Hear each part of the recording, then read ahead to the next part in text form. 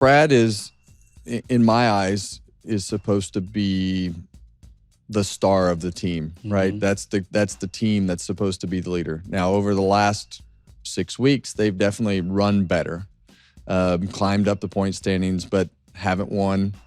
It, always seems to be something that happens throughout the day that keeps them from being in position to win. So I think it's a tough conversation. I think it's that time of the year where you have to start deciding, are you going to make changes on your team to be able to put yourself in a position to win? Can they maintain what they've done the last 6 weeks for the end of the year to get themselves back to victory lane, to know that they're okay, or do they need to go hunt for engineers, crew chief, whatever they think that is? This is the time of year that you have to do that. Ryan Preece did a great job this year. I don't think anybody expected Yes, he did. The improvement that they saw, but they're real contenders and going to be better next year, having a year under their belt, determined, hungry.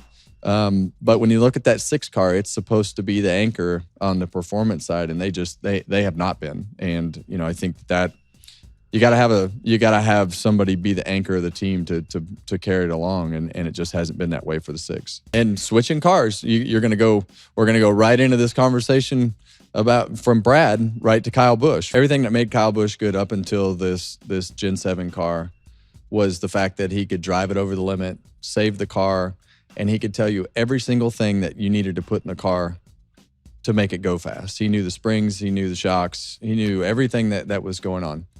Not going to happen in Gen 7 racing. You're not going to know the springs and the shocks, and it's a way different dynamic of what it takes to make this car go fast. You're not building cars that are specifically built to your driving style from a aero balance standpoint. You've got what you've got. And every time that this 8 car is in position, it's a spin out, a wreck, or something on pit road, or something happens that's going on, and just can't finish the deal. And I think that for Kyle, he's in a position to where he knows he wants to win, and he knows everybody wants to win. He knows he needs to win. He knows in those positions where he can win, and then he pushes it over the edge. And that's always what made Kyle Busch great, was he could go a little too far and save the car.